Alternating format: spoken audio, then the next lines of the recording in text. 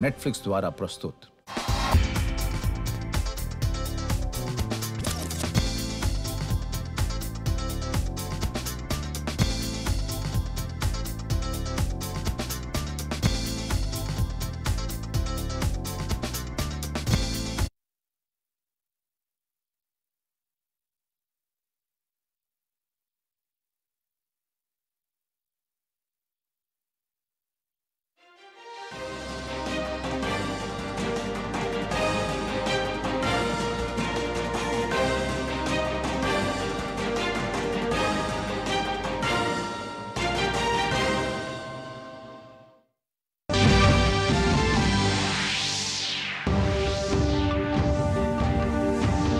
में बम की खबर, तैयारी को खाली कराने के बाद आइसोलेशन में तहकीकात जारी।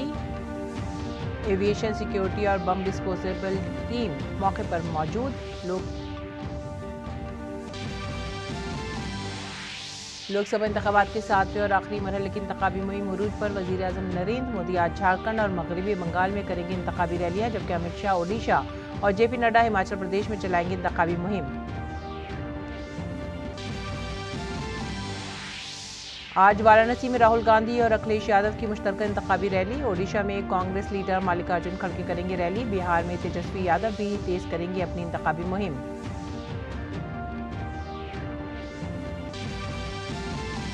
राजस्थान का फलौदी 49 डिग्री से ज्यादा दर्जा हरारत के साथ एक बार फिर रहा मुल्क का गर्म तरीन मकाम। दिल्ली, मध्य प्रदेश, पंजाब और यूपी के शहरों में पारा 48 से भी ज्यादा। अगले 2 से 3 दिनों तक गर्मी का रेड अलर्ट, नहायत तेज लू चलने की वार्निंग। 30 तारीख से कुछ राहत मिलने के इम्कानात।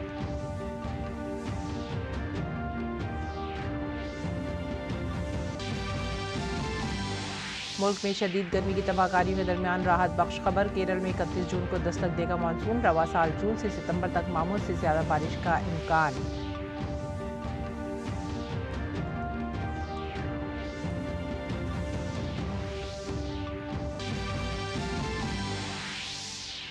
आज जंग आज़ादी के लाफानी हीरो वीर सावरकर का यौम पैदाइश। कौम गैर मामूली सलाहियतों से मालामाल शख्सियत वीर सावरकर को पेश कर रही है खराज अकीदत।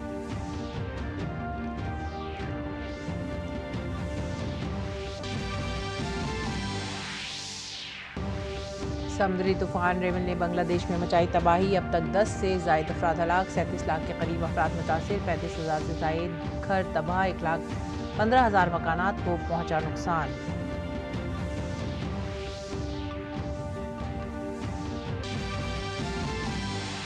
फ्रेंच ओपन में हुआ बड़ा उलटफेर। 14 बार के फातिह स्पेन के राफेल नदाल पहले राउंड में ही हुए बाहर। जर्मनी के अलेक्जेंडर ने सीधे सेट्स में दी उनको शिकस्त।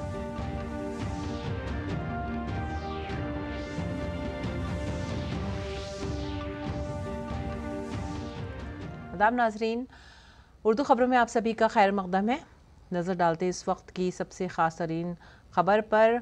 दिल्ली से वाराणसी जा रही इंडिगो की फ़्लाइट में बम की खबर मिली है। फ़्लाइट नंबर 6E2211 को तफ्तीश के लिए आइसोलेशन में ले जाया गया है। आइसोलेशन बे में एयरपोर्ट अथॉरिटी से मौसूल होने वाली मामूलात के मुताबिक एविएशन सिक्योरिटी और बम डिस्पोजेबल टीम इस वक्त मौजूद है मौके पर और वहाँ पर तफ्तीश कर रही है।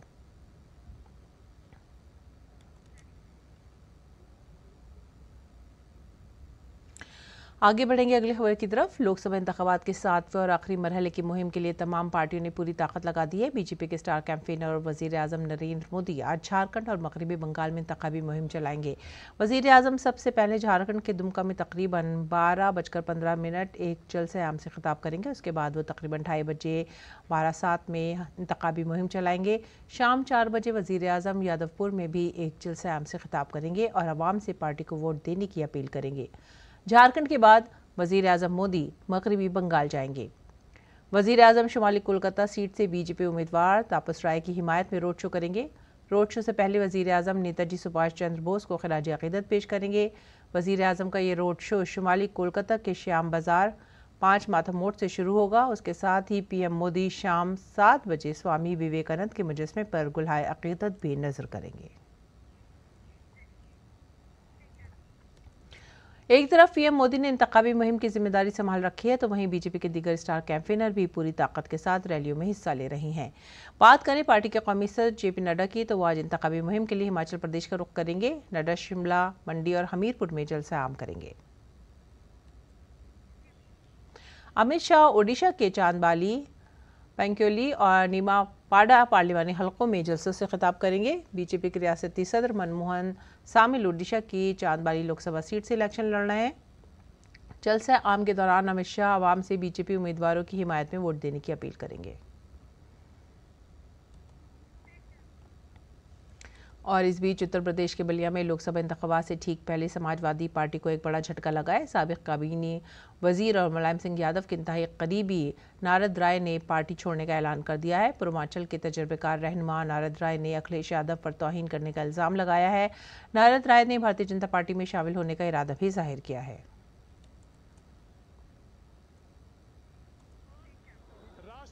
कांग्रेस पार्टी के सदर मल्लिकार्जुन खड़गे और कांग्रेस लीडर राहुल गांधी भद्रक ओडिशा में इंतखाबी मुहिम चलाएंगे। ओडिशा के बाद राहुल गांधी वाराणसी में होंगे। यहां वो इत्तेहादी पार्टी के रहनुमा अखिलेश यादव के साथ कुशीनगर और काशी में एक मुश्तरका रैली करेंगे। मैनपुर से समाजवादी पार्टी की लोकसभा एमपी मुहतरमा डिंपल यादव भी आज लोकसभा हल्का घोसी में समाजवादी पार्टी इंडिया इत्तेहाद के उम्मीदवार राजीव कुमार राय की हिमायत में इंतखाबी रैली से खिताब करेंगी और वोटरों से उन्हें वोट देने की अपील करेंगी।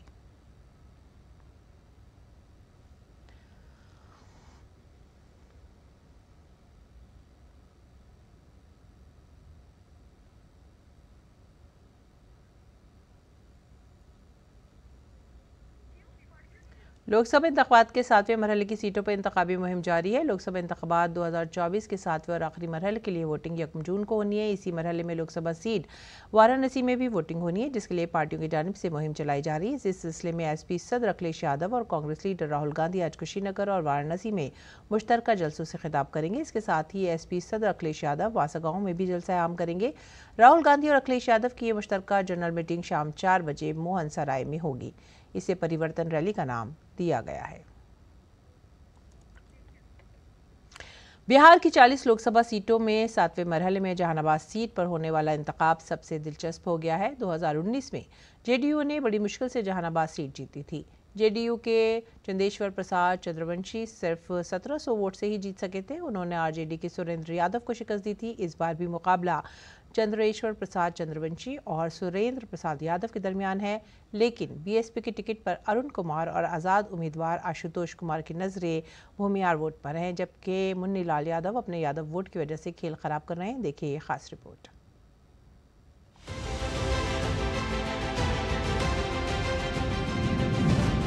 इस बार जहानाबाद लोकसभा सीट को बचाने और उस पर कब्जा करने की जंग है। इस सीट पर एनडीए, इंडी इत्तेहाद और बीएसपी के दरमियान सैरुकी मुकाबला है। जेडीयू के चंदेश्वर प्रसाद चंद्रवंशी और आरजेडी के सुरेंद्र यादव आमने सामने हैं, लेकिन हाथी पर सवार साबिक एमपी अरुण कुमार ने जहानाबाद की इंतखाबी जंग को काफी दिलचस्प बना दिया है। जेडीयू उम्मीदवार और मौजूदा एमपी चंदेश्वर प्रसाद चंद्रवंशी अपनी जीत के लिए सख्त पसीना बहा रहे हैं। उनका कहना है कि उन्होंने गुज़िश्ता 5 सालों में इस इलाके की तरक्की के लिए रिकॉर्ड काम किए हैं और इसी बुनियाद पर वो आवाम से ताउन के ख्वाहां हैं। प्रधानमंत्री जिस तरह से काम कर रहे हैं और भारत का नाम उन्होंने दुनिया में रोशन किया है और देश को आगे बढ़ाने के लिए बहुत सारे काम किए हैं। यहाँ हर सुविधा उपलब्ध कराने का प्रयास कर रहे हैं। उसी तरह से बिहार में आदरणीय मुख्यमंत्री नीतीश बाबू 2005 के पहले जो बिहार की स्थिति थी वो बद से बदतर स्थिति थी। आज बिहारी लोग कहीं भी जाते हैं देश या प्रदेश तो शान से कहते हैं कि हम बिहारी हैं, इसलिए कि यहाँ एजुकेशन के क्षेत्र में काफ़ी काम उन्होंने किया है। जहानाबाद सीट से आरजेडी उम्मीदवार सुरेंद्र यादव भी पूरी ताकत के साथ मुकाबला कर रहे हैं और एक सख्त चैलेंज पेश कर रहे हैं। कुछ ऐसा करना पड़ेगा, वहाँ सरकार के बीच में बात रखना पड़ेगा, वहाँ से ला के यहाँ दे, तभी हर घर में 5 गो 4 गो 2 गो बेरोजगार है, तभी बेरोजगारी दूर होगा, तभी जहानाबाद का कुछ काम बनेगा। जेडीयू को अरुण कुमार की वजह से नुकसान हो सकता है, जो 1999 और 2014 में यहां से एमपी थे। बीएसपी से इलेक्शन लड़ रहे थे। अरुण कुमार जो एलजेपी के कौमी नायब सदर भी थे, एलजेपी से टिकट न मिलने के बाद अब बीएसपी के टिकट पर इलेक्शन लड़ रहे हैं। जब नीतीश कुमार ने मन बना लिया कि अरुण कुमार को टिकट नहीं लेने देंगे, भ्रष्टाचारियों को टिकट देंगे, तब मैं क्या कर सकता था। मेरे पास तो चूंकि विकल्प सुंदर यही था और बसपा के लोगों ने हमको कहा कि आप गरीबों की लड़ाई लड़ते हैं तो आप इस काम को कर सकते हैं, मेरी पार्टी है, आप लड़ सकते हैं। तो उन्होंने मुझे ताकत देने के काम किया। जहानाबाद लोकसभा हल्के में 16 लाख से ज्यादा वोटर हैं। आम लोगों का मानना है कि गुज़िश्ता 20 सालों में कई नुमाइंदे अवाम ने मुंतखब किए, लेकिन यहाँ के मसाइल जू के तो मौजूद हैं।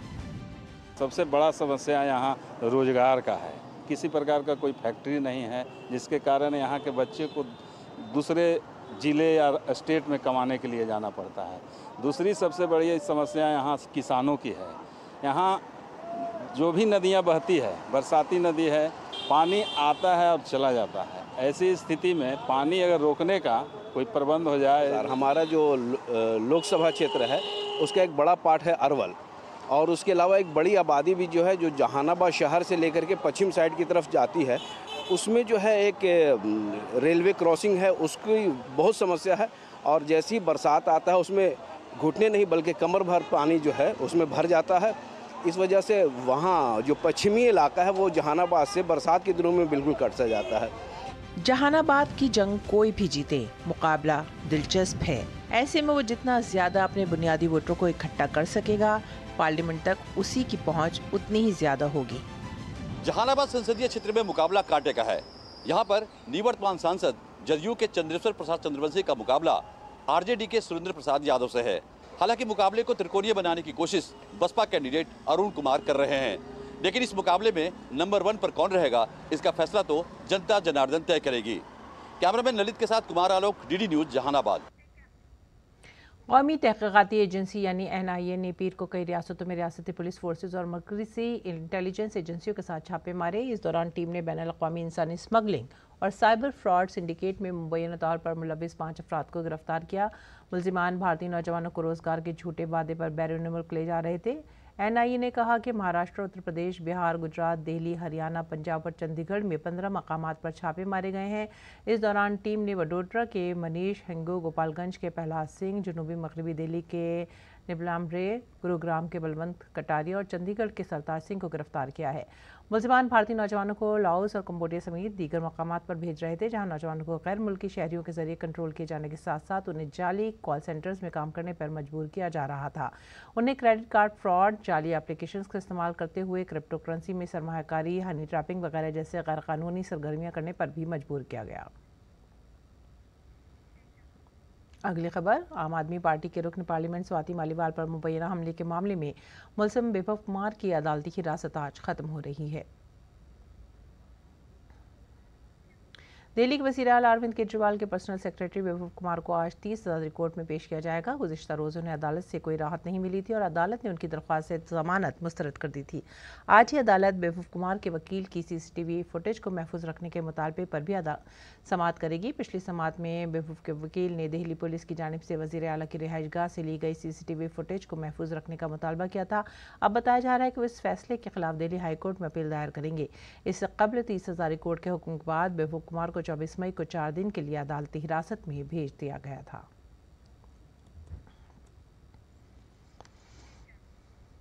और झारखंड की साबिक वज़ीर आला हेमंत सोरेन बदनवानी के इल्जाम में तवील अरसे से जेल में हैं। पीर को उन्होंने जमानत के लिए झारखंड हाई कोर्ट से रुजू किया और जल्द ही समाअत का मुतालबा किया।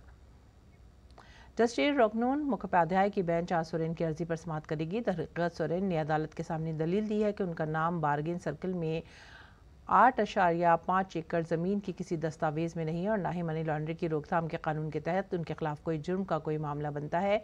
ED ने सोरेन को 31 जनवरी को रांची में गिरफ्तार किया था। गिरफ्तारी से पहले सोरेन को वज़ीर आला के ओहदे से इस्तीफा देना पड़ा था।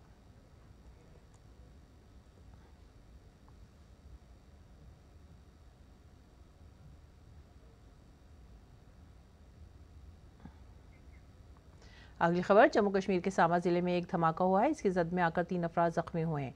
इत्तला मिलते ही मकामी पुलिस और दीगर सिक्योरिटी फोर्सेज मौके पर पहुंच गई। मामले की तफ्तीश की जा रही है। बताया जा रहा है कि खारा मधाना इलाके में आग लगने की वजह से वहां बड़ा जंग-आलूद मोटर गोला फट गया।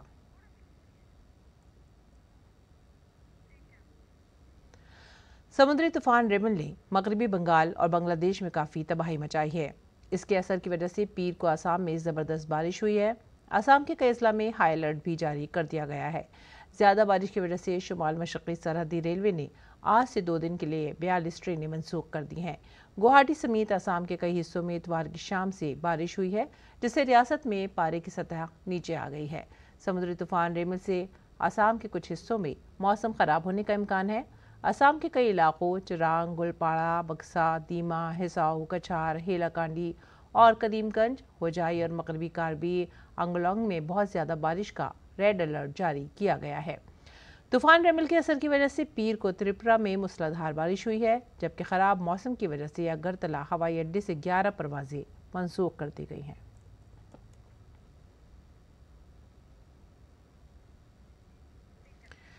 शदीद गर्मी के दरमियान महकमा मौसमियात ने राहत की खबर दी है। महकमे ने इस साल जून से सितंबर तक मानसून में मामूल से ज़्यादा बारिशों की पेशनगोई की है। महकमा मौसमियात ने के डायरेक्टर जनरल मृत्युंजय महापात्रा ने कहा है कि मुल्क में जुनूब मगरबी मानसून के दौरान 106% बारिश मुतवक्के है। इसमें 4% की तब्दीली हो सकती है। उन्होंने कहा कि वस्ती हिंदुस्तान और जुनूबी जजीरा नुमा में बारिश मामूल से ज़्यादा, शुमाल मगरबी मामूल के मुताबिक और शुमाल मशरक़ में मामूल से कम बारिश का इम्कान है। जून में मुल्क भर में बारिश मामूल के मुताबिक होगी। महकमा मौसमियात ने जुनूब मगरबी मानसून के पहले मरहले की पेशनगोई में पूरे मुल्क में मामूल से ज़्यादा बारिश की पेशनगोई की थी और दूसरे मरहले में इसमें कोई तब्दीली नहीं आई है। डॉक्टर महापात्रा ने कहा है कि मानसून के अगले 5 दिनों में केरला पहुंचने के लिए हालात बने हुए हैं। 2024 साउथ वेस्ट मानसून के बारे में आज सेकेंड अपडेट जारी किया गया है।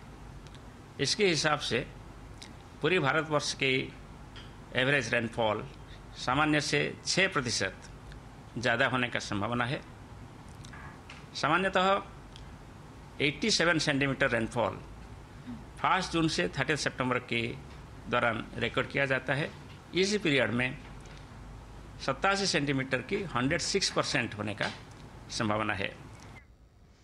और इस वक्त मुल्क के बेशतर शुमाली हिस्सों में दर्जा हरारत बहुत ज़्यादा है। पारा बिल्कुल आसमान पर है। राजस्थान का फलौदी मुसलसल मुल्क का सबसे गर्म इलाका बना हुआ है। कल यहाँ सबसे ज़्यादा दर्जा हरारत 49.4 डिग्री सेल्सियस रिकॉर्ड किया गया।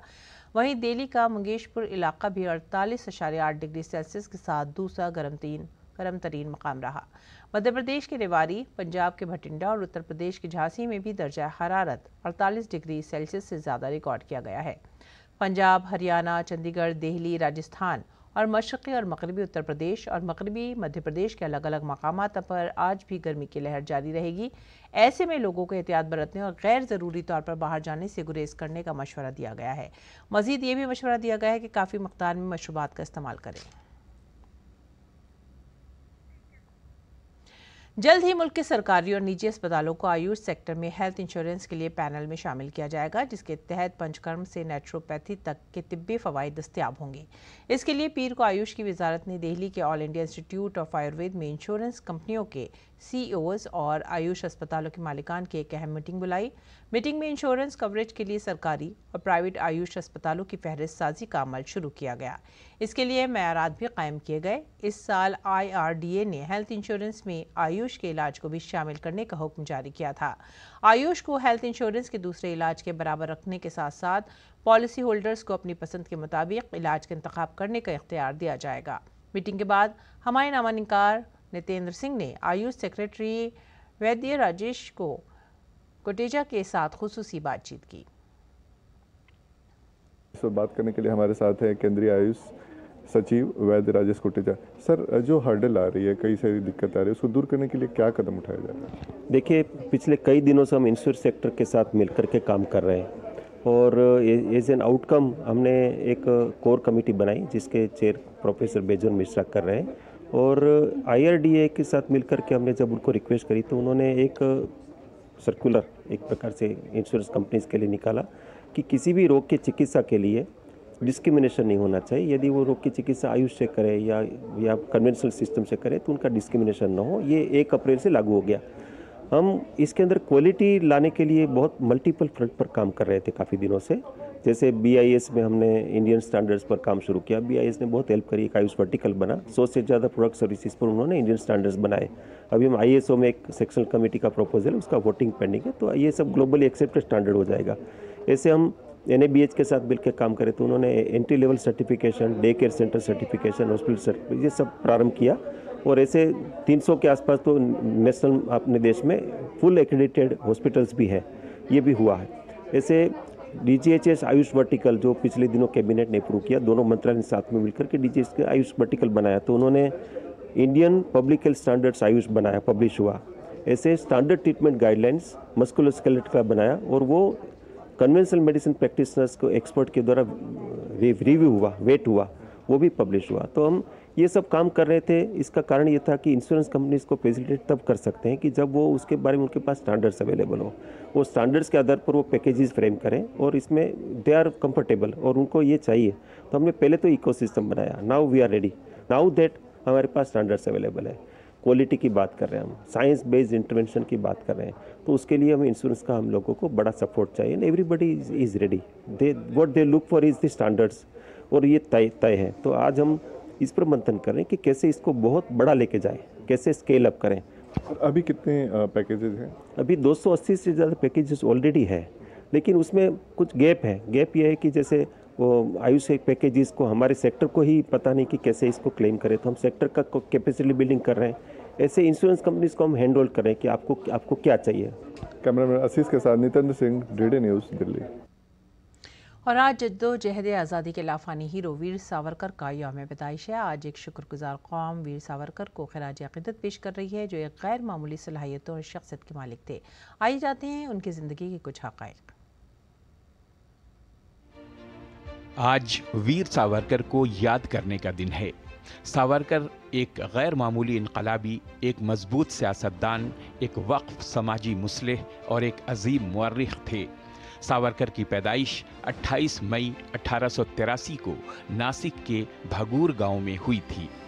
उन्होंने अपनी पूरी जिंदगी मुल्क के लिए वक्फ कर दी।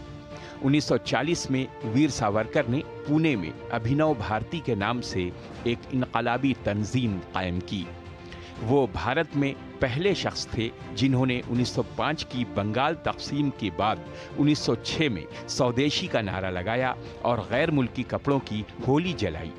साल 1907 में सावरकर ने 1857 की जंग को भारतीय जंग आज़ादी के तौर पर बयान करते हुए तकरीबन 1000 सफ़हात की तारीख लिखी।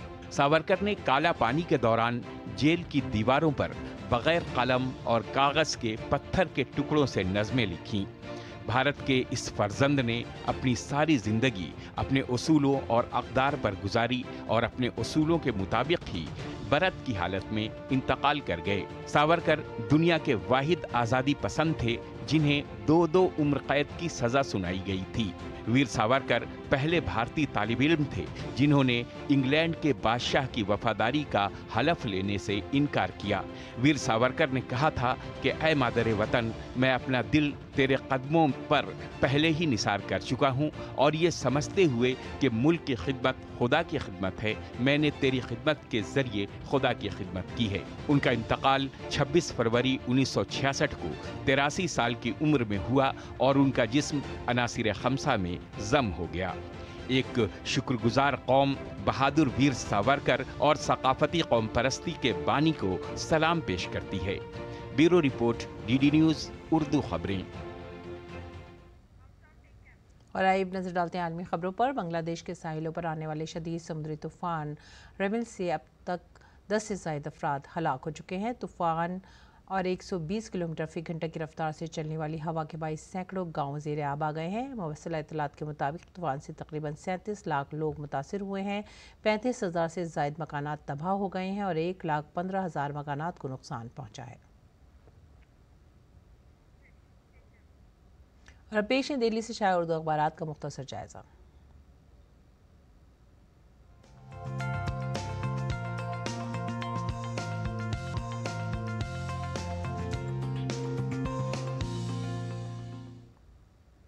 उर्दू अखबारात के जायज़े में जो पहली खबर है वो इनकलाब से। मगरबी बंगाल में समुद्री तूफान रेमिल की दस्तक, कोलकाता के अतराफ में भारी तबाही, कई अफराद की मौत। और बांग्लादेश में मगरबी बंगाल के साथ साथ बांग्लादेश में भी इस तूफ़ान ने काफ़ी तबाही मचाई है। इसके बाद की जो ख़बर है वो भी इनकलाब से। अगली खबर, पनाहगज़ीन कैंपों पर बमों की बारिश, कई फ़िलिस्तीनी इस दौरान शहीद हुए हैं। और इसराइल के हमले के बाद कैंपों में शदीद आग लग गई है, जिसमें काफ़ी ज़्यादा नुकसान यहाँ पर हुआ है। उसके बाद की तीसरी सुर्खी ले रहे हैं इनकलाब से ही। सभी सियासी जमातों ने अब पूर्वांचल में अपनी पूरी ताकत झोंक ली है। 7वें मरहले के लिए पूरी तैयारी अपोजिशन और मरकज़ी जमातों की तरफ से। इसके बाद की अगली खबर, ये खबर हम ले रहे हैं राष्ट्रीय सहारा से। पंडित जवाहरलाल नेहरू की बरसी पर उन्हें खराज अक़ीदत पेश किया गया। आगे बढ़ेंगे अगली सुर्खी की तरफ। इस मुल्क में मज़हब की बुनियाद पर रिजर्वेशन नहीं होगा, अमित शाह का बयान। इंतखाबी जलसे के दौरान अमित शाह ने ये बात कही। इसके बाद की खबर, केजरीवाल की सुप्रीम कोर्ट से बुरी जमात में 7 दिन की तौसी की अपील की गई है। अभी इस सिलसिले में फ़ैसला आना बाकी है। सहाफ़त की खबर, अगली सुर्खी, राजकोट आतिशज़दगी का मामला, अब हम रियासती हुकूमत पर भरोसा नहीं कर सकते। हाई कोर्ट ने कहा। अदालत ने गुजरात हुकूमत के साथ साथ राजकोट म्यूनसिपल कॉरपोरेशन को भी फटकार लगाई। आगे बढ़ते हैं अगली खबर की तरफ। अपोजिशन रहनुमाओं को पाकिस्तानी हिमायत, ये अहम तहक़ीक़ात का मामला है। वज़ीर आज़म नरेंद्र मोदी का बयान, हमारा समाज की सुर्खी। इसके बाद की खबर, बांग्लादेशी मेंबर पार्लियामेंट के कत्ल की जांच के लिए हमसाया मुल्क की इंटेलिजेंस के सरबराह की कोलकाता आमद। तो ये थे आज की उर्दू अखबारात, उनसे मुतालिक चंद सुर्खियाँ। अब नज़र डालते हैं खेल की खबरों पर। इस साल के फ्रेंच ओपन में एक बड़ा उलट फेर देखने को मिला है। 14 बार के फ्रेंच ओपन फातेह और लाल बत्ती के बादशाह स्पेन के राफेल नदाल फ्रेंच ओपन के पहले राउंड में शिकस्त खाकर बाहर हो गए हैं। राफेल नदाल को अलेक्जेंडर ज़वेरेव ने स्ट्रेट सेट्स में 6-3, 7-6 और 3-6 से शिकस्त दे दी है। और अब नजर डालते हैं मौसम के हाल पर।